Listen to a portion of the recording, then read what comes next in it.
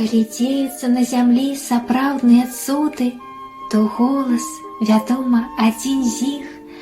Усё жывое ад нараджэння мае сваё непаўторнае гучанне.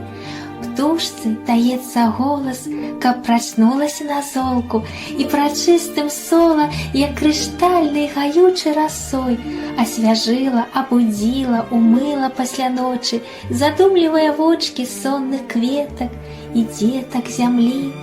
Пакуль льюцца на світанні празрыста-ясныя цёплыя ноты, іх дотык прыемней за кропелькі сонца, купаецца ў дзіўных пералівах чыстая краса новага дня.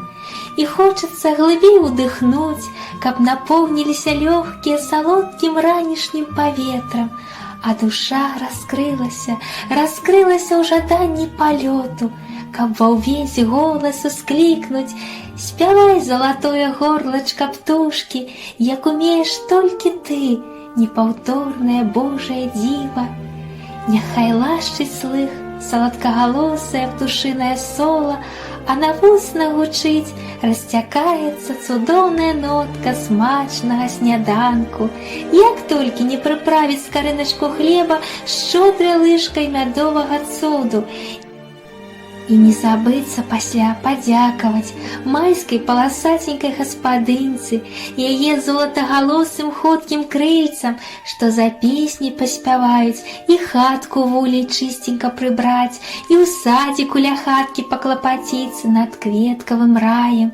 Каб даведаліся кветкі і дзеткі зямлі, што золатагалосым можа быць не толькі горлачка, але і крыльцы, але і пухкая маленькая далонька можа гучаць як сапраўдны цуд.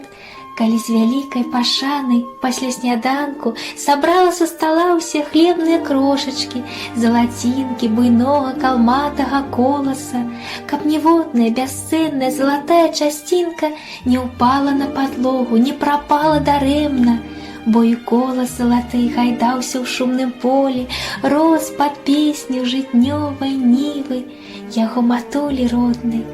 І няхай на імгненне заглушыць шумнае поле жыцця таемная ціхая маміна песня, песня залатога горлачка, песня залатых абдымкаў, клапатліва раскрытых нада мною, і веру, ніколі не развеецца ніякім ветрам перамен непаўторныя ноты ад залатога водару дзяцінства.